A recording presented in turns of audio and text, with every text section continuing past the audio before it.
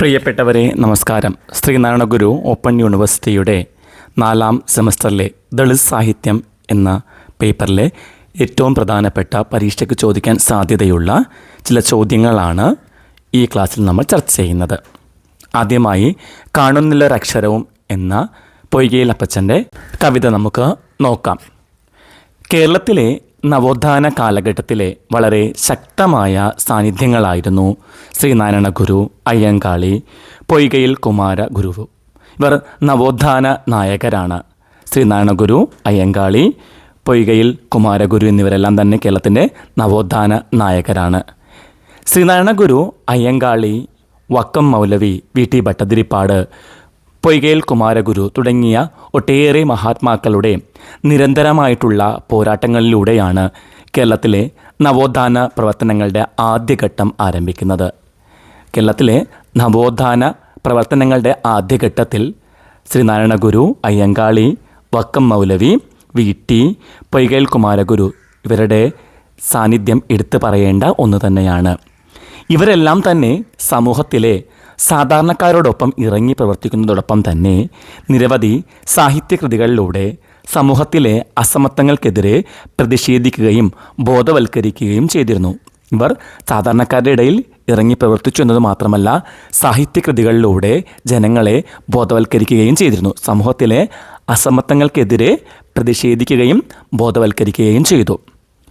പൊയ്കയിൽ കുമാരഗുരുദേവൻ, പൊയ്കയിൽ അപ്പച്ചൻ, പൊയ്കയിൽ യോഹന്നാൻ എന്നീ പേരുകളിൽ പൊയ്കയിൽ കുമാരഗുരു അറിയപ്പെടുന്നു.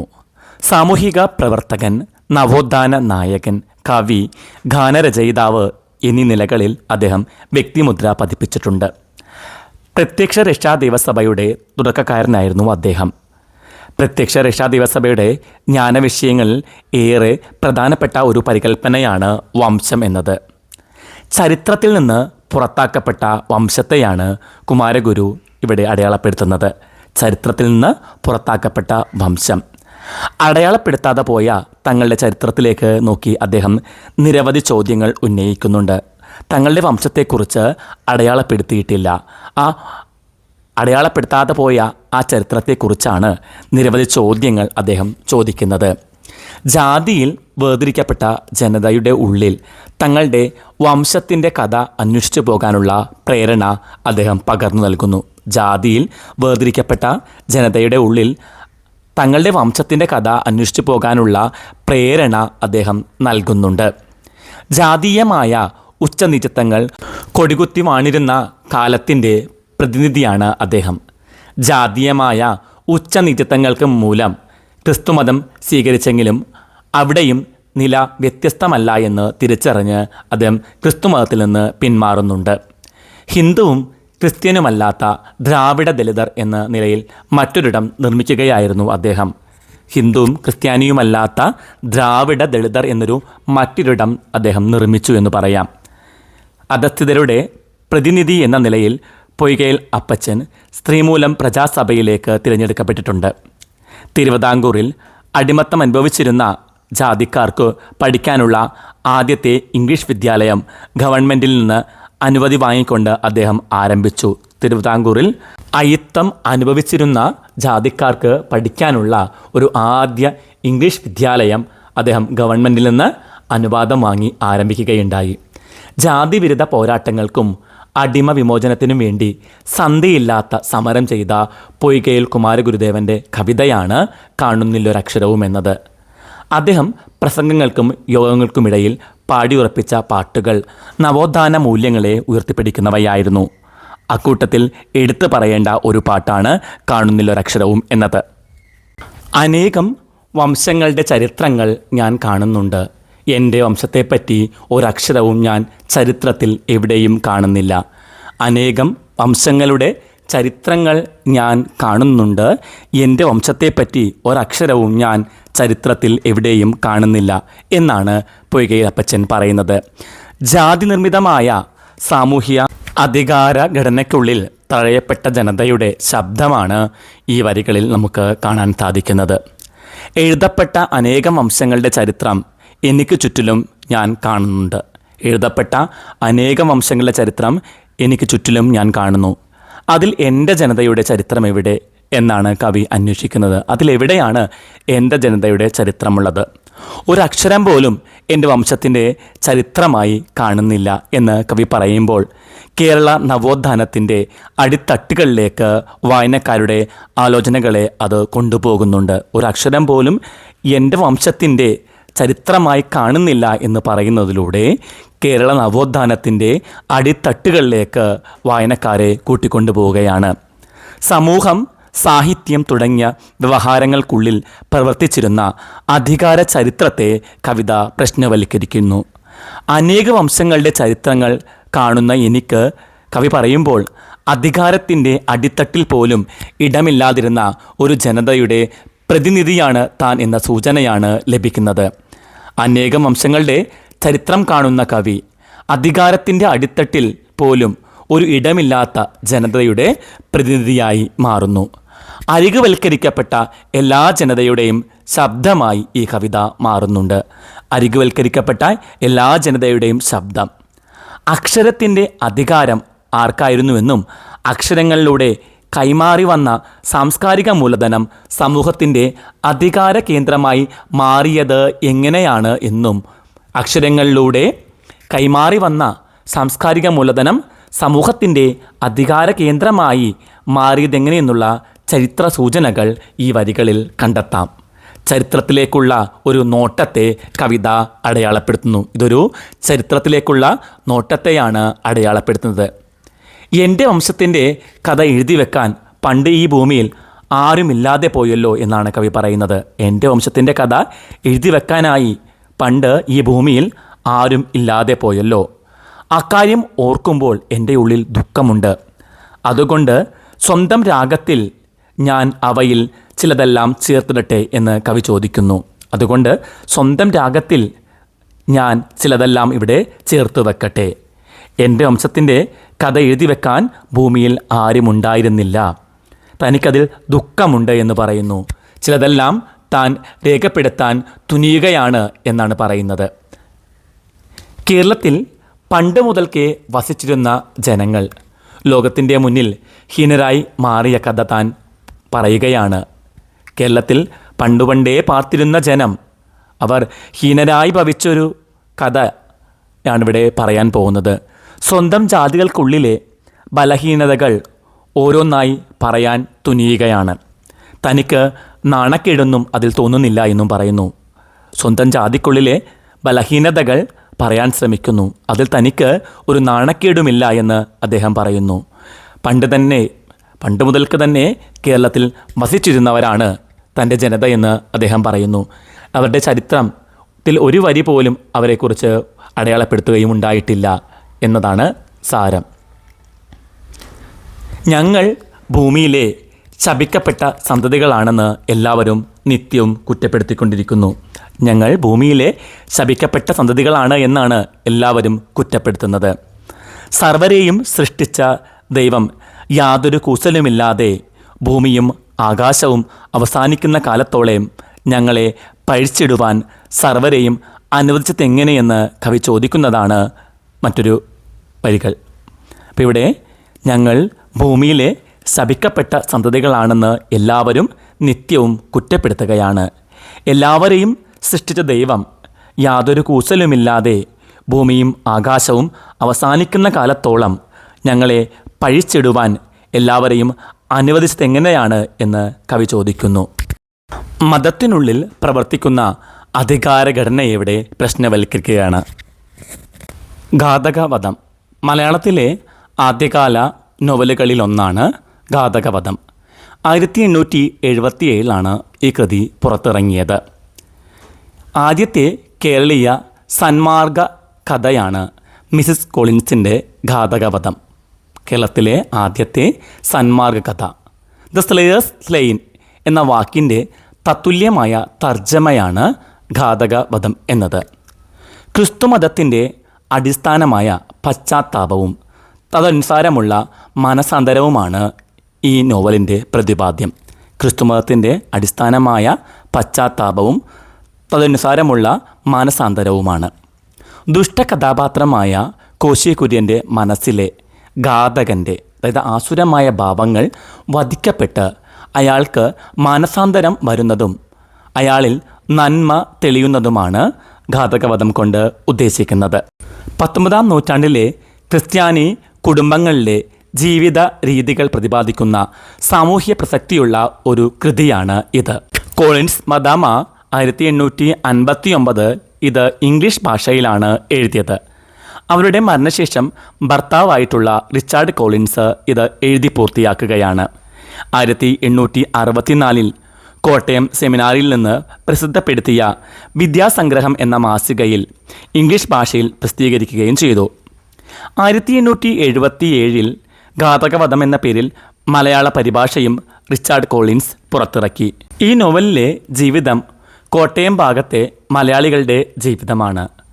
19-ാം നൂറ്റാണ്ടിൻ്റെ മധ്യകാലത്ത് ആംഗ്ലിക്കൻ മിഷണറിമാർ പുലയരെ ക്രിസ്തുമതത്തിൽ ചേർക്കാൻ തുടങ്ങിയതും ആംഗ്ലിക്കൻ സിറിയൻ സംഘടനകൾ നടന്നതും ആംഗ്ലിക്കൻ സഭയിൽ ചേർന്ന ചില സുറിയാനികൾ തിരിച്ചു വരുന്നതും മറ്റുമായ ചരിത്ര സംഭവങ്ങളുടെ പ്രതിഫലനം അക്കാലത്തെ പുലയരുടെയും സുറിയാനിക്കാരുടെയും ജീവിത ചിത്രങ്ങളും ഇതിൽ കാണാവുന്നതാണ്. അക്കാലഘട്ടത്തിലെ സുറിയാനികളുടെയും പുലയന്മാരുടെയും ജീവിതം ഈ നോവലിൽ കാണാൻ സാധിക്കും. കേരള പ്രകൃതി, അക്കാലത്ത് അവിടെ ഉണ്ടായിരുന്ന പള്ളികൾ, മനുഷ്യരുടെ അന്ധവിശ്വാസങ്ങൾ തുടങ്ങി ഒരു നൂറ്റാണ്ട് മുമ്പുണ്ടായിരുന്ന മധ്യ തിരുവിതാംകൂർ മലയാളികളുടെ ജീവിതാവസ്ഥകൾ തുറന്നു കാട്ടുന്ന ഒരു നോവലാണ് ഘാതകവധം.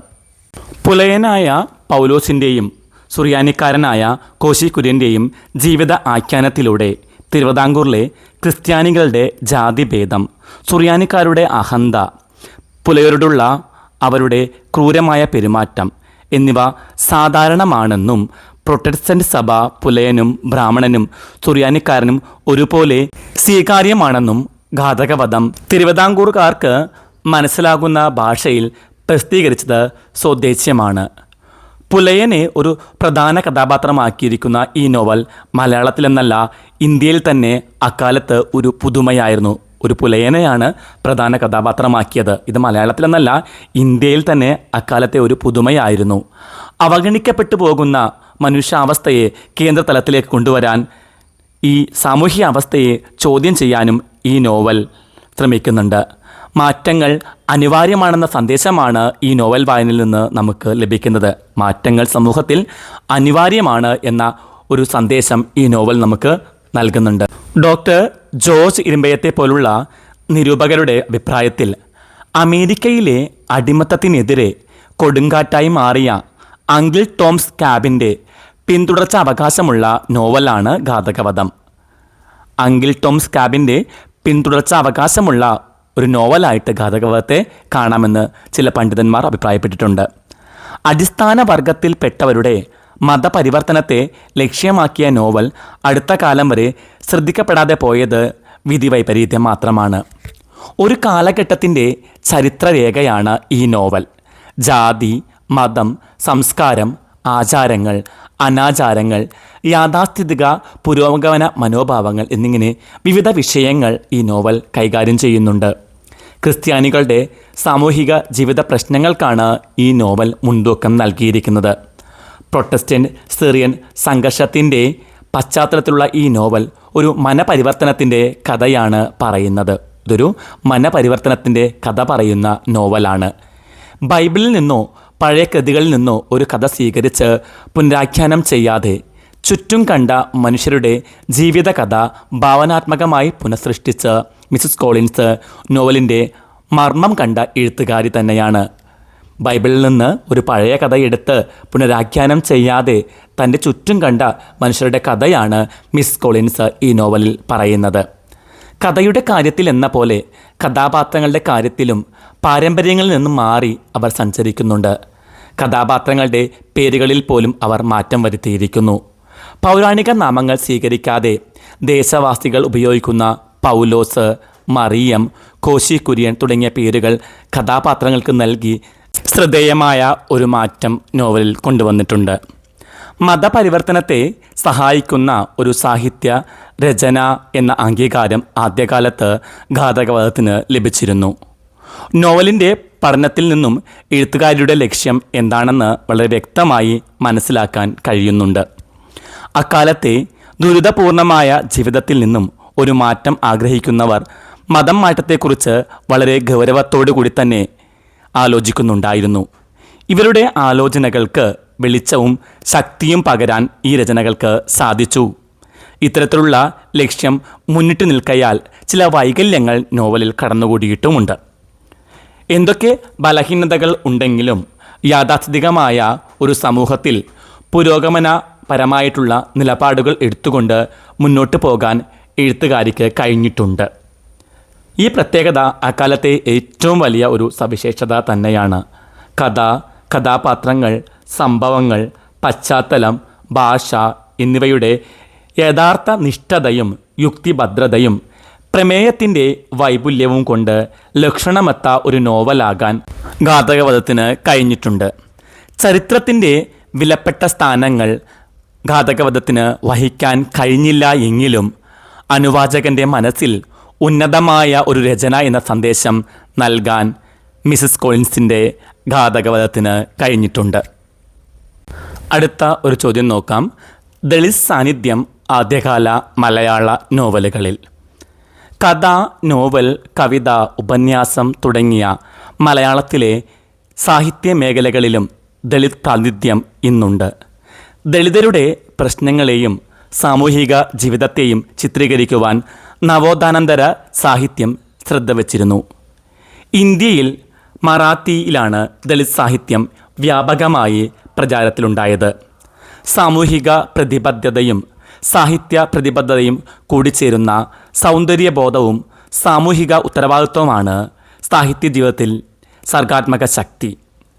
അത് സാങ്കല്പികമല്ല, വസ്തുനിഷ്ഠ ജീവിത അനുഭവത്തിൻ്റെ ഉൽപ്പന്നമാണ്. ഒന്നും കൂടി പറയാം. മറാത്തിയിലാണ് ദളിത് സാഹിത്യം വ്യാപകമായി പ്രചരിച്ചത്. സാമൂഹിക പ്രതിബദ്ധതയും സാഹിത്യ പ്രതിബദ്ധതയും കൂടിച്ചേരുന്ന സൗന്ദര്യബോധവും സാമൂഹിക ഉത്തരവാദിത്വവുമാണ് സാഹിത്യത്തിൻ്റെ സർഗാത്മക ശക്തി. അത് സാങ്കല്പികമല്ല, വസ്തുനിഷ്ഠ ജീവിതാനുഭവത്തിൻ്റെ ഉൽപ്പന്നമാണ്. മലയാളത്തിലെ ആദ്യത്തെ ദളിത് സാഹിത്യകൃതി 1864 പ്രസിദ്ധീകരിച്ച ഘാതകവധമാണ്.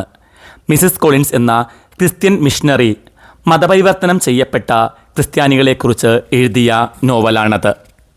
ഈ നോവൽ കേരളത്തിലെ ക്രിസ്ത്യാനികളുടെ ചെയ്ത്തികൾക്കെതിരായ പുലയ ക്രിസ്ത്യാനികളുടെ ഉയർത്തെഴുന്നേൽപ്പാണ് എന്ന് THP ചെന്താരാശ്ശേരി നിരീക്ഷിക്കുന്നുണ്ട്.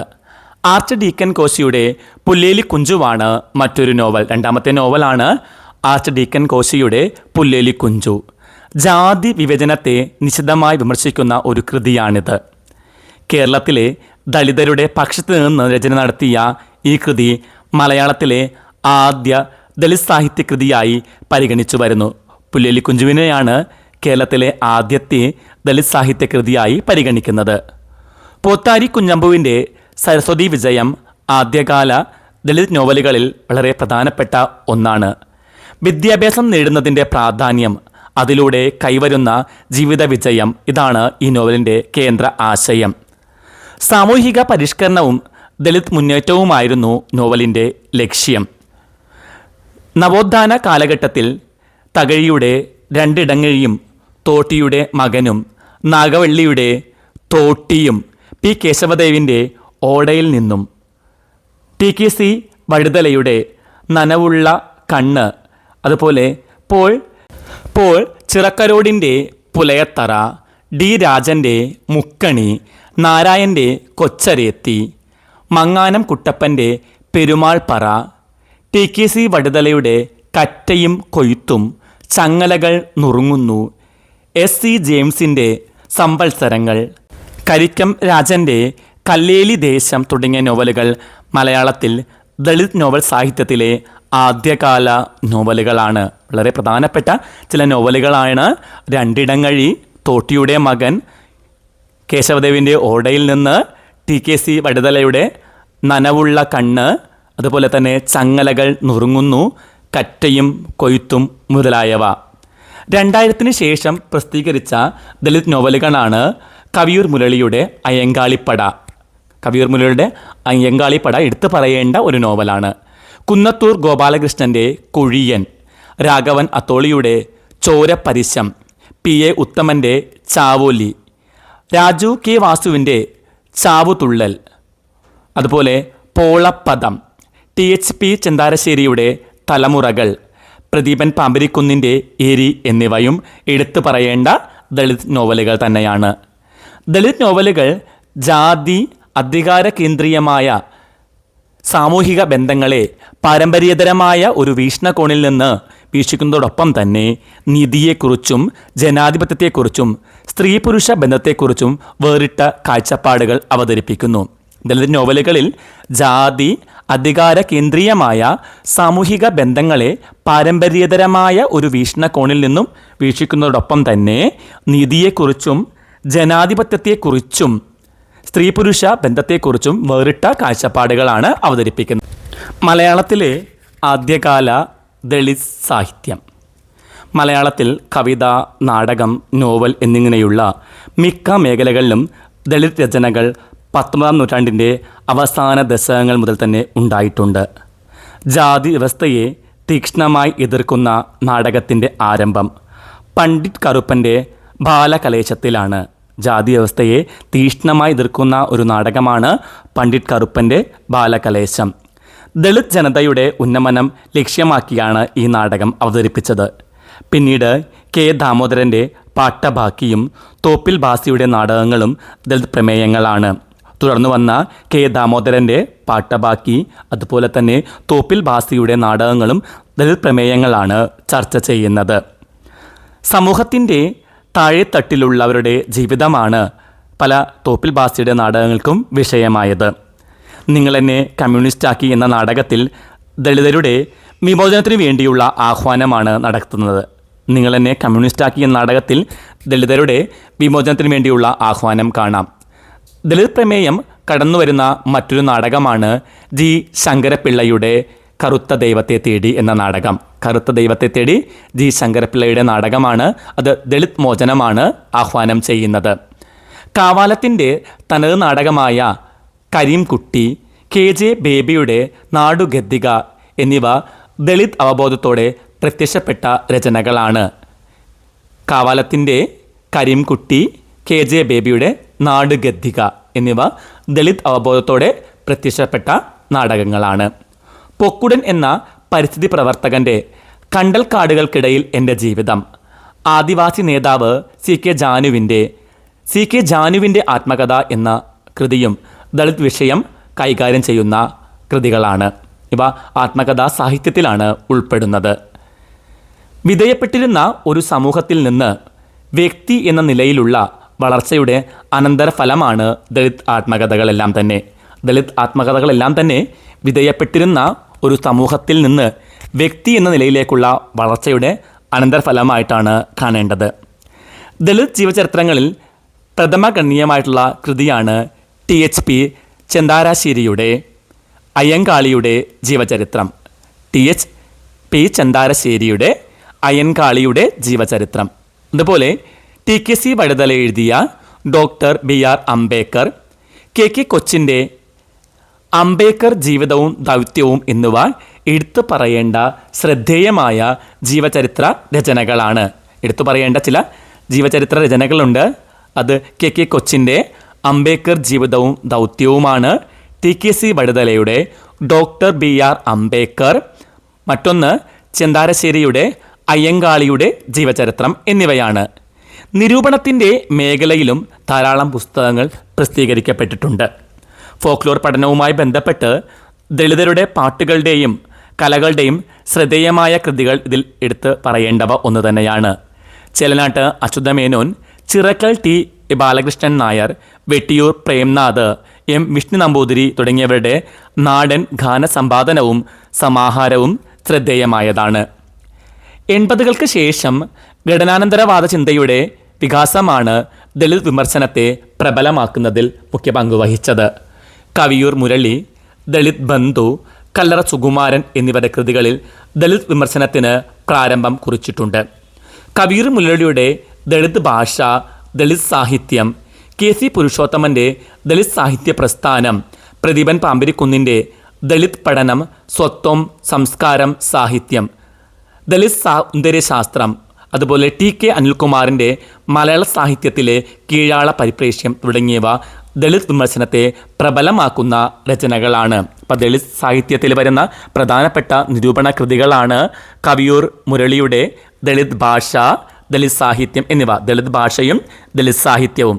കെ.സി. പുരുഷോത്തമൻ്റെ ദളിത് സാഹിത്യ പ്രസ്ഥാനം, പ്രദീപൻ പാമ്പരിക്കുന്ന് മാഷിൻ്റെ ദളിത് പഠനം, സ്വത്വം, സംസ്കാരം, സാഹിത്യം എന്ന കൃതിയും ദളിത് സൗന്ദര്യശാസ്ത്രവും.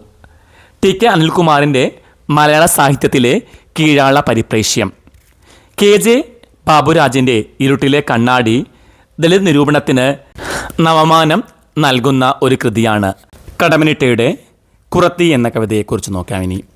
രചനാ വൈഭവവും ചൊൽവടിവും കൊണ്ട് മലയാള കവിതയെ ജനസംസ്കാരത്തോട് ചേർത്ത് നിർത്തിയ കവിയാണ് കടമ്മനിട്ട രാമകൃഷ്ണൻ. രചനാ വൈഭവവും ചൊൽവടിവും കൊണ്ട് മലയാള കവിതയെ ജനസംസ്കാരത്തോട് ചേർത്ത് നിർത്തിയ കവി. നാടോടി തനിമയും ദ്രാവിഡ താളവും കടമ്മനിട്ടയുടെ കവിതകളെ അക്കാലത്തെ മറ്റ് കവികളുടെ കവിതകളിൽ നിന്ന് വ്യത്യസ്തമാക്കി.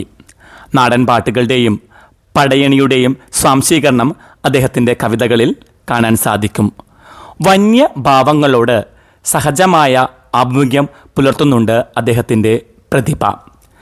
ദളിത് വിഭാഗത്തിൻ്റെ ദുഃഖങ്ങളും നിസ്സഹായതയും വന്യമായ മുഴക്കത്തോടെ അദ്ദേഹം അവതരിപ്പിച്ചു. കുറത്തി, കാട്ടാളൻ, കിരാതവൃത്തം എന്നീ കവിതകളിൽ അദ്ദേഹത്തിന് ഏറ്റവും പ്രശസ്തമായ കവിതകൾ കൂടിയാണ്. മലയാള കാവ്യഭാവുകത്തിൽ നവചലനങ്ങൾ സൃഷ്ടിച്ച കവിതയാണ് കുറത്തി എന്നത്. നൂറ്റാണ്ടുകളായി അടിമത്തവും അടിച്ചമർത്തലും അനുഭവിക്കേണ്ടി വന്ന കീഴാള വിഭാഗങ്ങളുടെ സ്വാതന്ത്ര്യബോധത്തിൻ്റെയും പ്രതികരണശേഷിയുടെയും ഇച്ഛാശക്തിയുടെയും ഉടലാർന്ന രൂപമാണ് കുറത്തി എന്നത്. നൂറ്റാണ്ടുകളായി അടിമത്തവും അടിച്ചമർത്തലും അനുഭവിക്കേണ്ടി വന്ന കീഴാള വിഭാഗങ്ങളുടെ സ്വാതന്ത്ര്യബോധത്തിൻ്റെയും പ്രതികരണ ശേഷിയുടെയും ഇച്ഛാശക്തിയുടെയും ഉടലാർന്ന രൂപമായിരുന്നു കുറത്തി. കാടിൻ്റെ വന്യ ചൈതന്യവും ആദിമ പാരമ്പര്യത്തിൻ്റെ ഊർജവും അവളിലുണ്ട്. തൻ്റെ വർഗത്തിന് നേരിടേണ്ടി വരുന്ന ദുരിതങ്ങളിൽ മനം നൊന്ത കുറത്തി രൗദ്രഭാവത്തിൽ കുറത്തിയാട്ടത്തറയിലെത്തുകയാണ്. തൻ്റെ വർഗത്തിന് നേരിടേണ്ടി വന്ന ദുരിതങ്ങളിൽ മനം നൊന്ത് കുറത്തി രൗദ്രഭാവത്തോടെ കുറത്തിയാട്ടത്തറയിലെത്തുന്നു. എന്നിട്ട് ഉറഞ്ഞു തുള്ളുകയാണ്. മേലാളരെ ചോദ്യം ചെയ്യുന്നു. അടിമ ഉടമ ബന്ധം, വിശപ്പ്, ദാരിദ്ര്യം, ചൂഷണം, അധികാരം എല്ലാം അവളുടെ ചോദ്യങ്ങളെ കരുത്തുറ്റതാക്കി മാറ്റുന്നു. ചോദ്യങ്ങൾക്കൊടുവിൽ വ്യവസ്ഥിതികൾക്കെതിരെയും സംഹാരരുദ്രയായി മർദ്ദിത വിഭാഗത്തിൻ്റെ മുഴുവൻ മാതാവായി കുറത്തി മാറുന്നു. ഈ കവിതയിൽ അടിമ ഉടമ ബന്ധം, വിശപ്പ്, ദാരിദ്ര്യം, ചൂഷണം, അധികാരം എല്ലാം അവളുടെ ചോദ്യങ്ങളെ കരുത്തുറ്റതാക്കി മാറ്റുന്നുണ്ട്. ചോദ്യങ്ങൾക്കൊടുവിൽ വ്യവസ്ഥിതികൾക്കെതിരെയും സംഹാരരുദ്രയായി മർദ്ദിത വിഭാഗത്തിൻ്റെ മുഴുവൻ മാതാവായി കുറത്തി മാറുന്നു. ഉറഞ്ഞുതുള്ളുന്ന കുറത്തി കരനാഥന്മാരെ ചോദ്യം ചെയ്യുകയാണ്. മേലാളന്മാർ അവരായി തീരാൻ കാരണം അധ്വാനവർഗമായ കീഴാളരാണ് എന്ന് അവർ പറയുന്നു. ആ കറുത്ത മക്കളോട് നീതികേട് മാത്രമാണ് ഉപരിവർഗം ചെയ്തത്. ആ കറുത്ത കുഞ്ഞുങ്ങളോട് നീതികേട് മാത്രമാണ് ഉപരിവർഗം ചെയ്തിട്ടുള്ളത്. സംസ്കാരത്തിൻ്റെ ആദിമകാലങ്ങളിൽ കീഴാളരുടെ അധ്വാനത്തിൻ്റെ ഫലമായിരുന്നു മേലാളർ കിട്ടിയിരുന്നത്. കാട്ടുകിഴങ്ങ് ചുട്ട് അവർക്ക് ഭക്ഷണം നൽകി. ചേലൊത്ത തെളിനീര് പകർന്ന് അവർക്ക് ദാഹം തീർത്തു.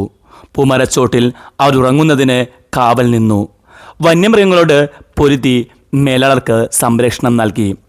അതിനിടയിൽ അവയുടെ പല്ലിലമർന്ന് അവരിൽ പലരുടെയും ജീവൻ പൊലിയുകയുണ്ടായി.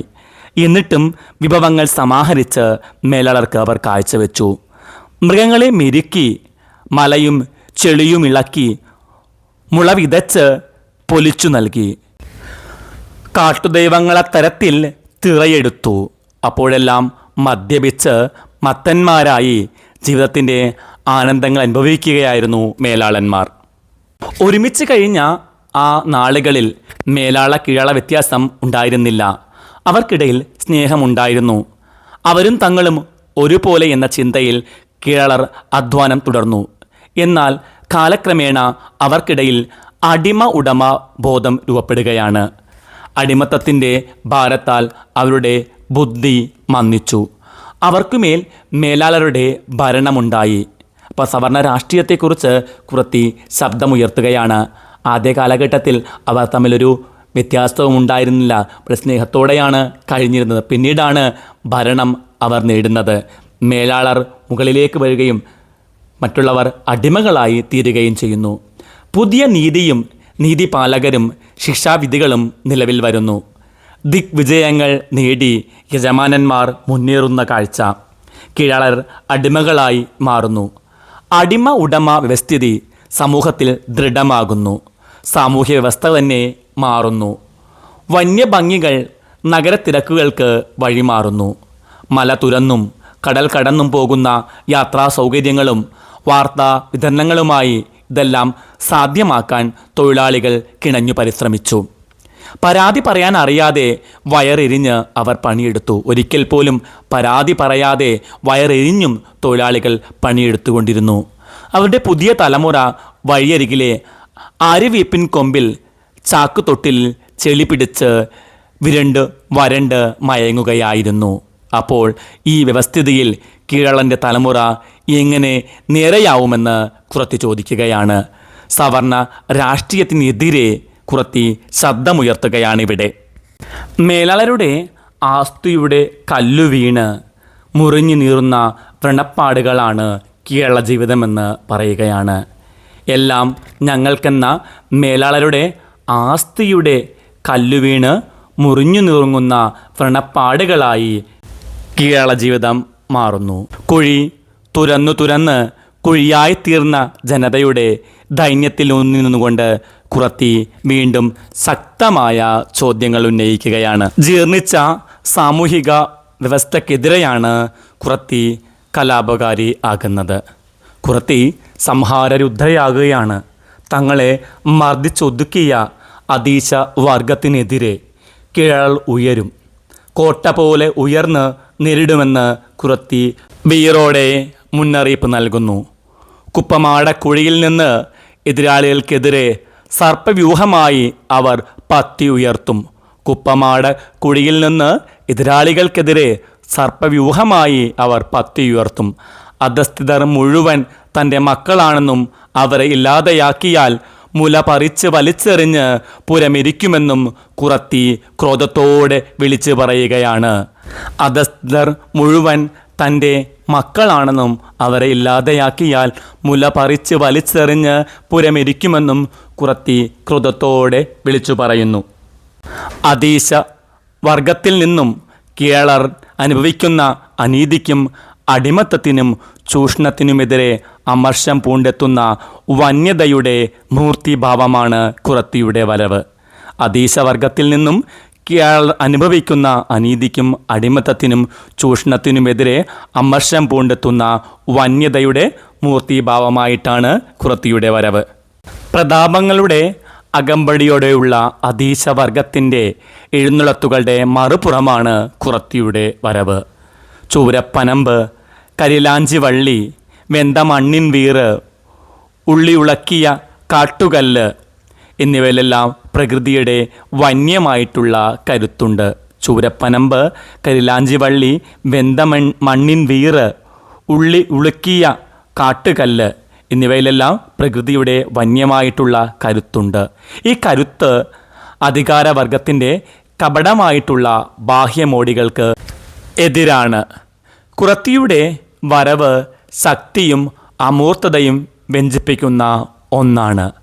അധികാരവർഗത്തിൻ്റെ കപടമായിട്ടുള്ള ബാഹ്യമോടികൾക്കെതിരാണ് കുറത്തിയുടെ വരവ്. കുറത്തി എത്തുന്നു എന്ന വരിയുടെ ആവർത്തനം കുറത്തിയുടെ ശക്തിയും അമൂർത്തതയുമാണ് വ്യഞ്ജിപ്പിക്കുന്നത്. അടിച്ചമർത്തപ്പെട്ടവൻ്റെ ആന്തരിക ശക്തിയുടെ രൂപമാണ് കുറത്തി. അവൾ അധികാരത്തിനെതിരെ ആഞ്ഞടിക്കുന്നു. മർദ്ദിച്ചൊതുക്കപ്പെടുമ്പോഴും ഉയർത്തെഴുന്നേൽക്കാനും പ്രതികരിക്കാനുമുള്ള ഇച്ഛ കീഴാള വംശത്തിനുണ്ട്. ആ ബോധത്തിലുറങ്ങുന്ന ഈ ഇച്ഛാശക്തിയുടെ ജൈവ ചൈതന്യത്തിൻ്റെ ബഹിർസ്ഫുരണമാണ് കുറത്തി.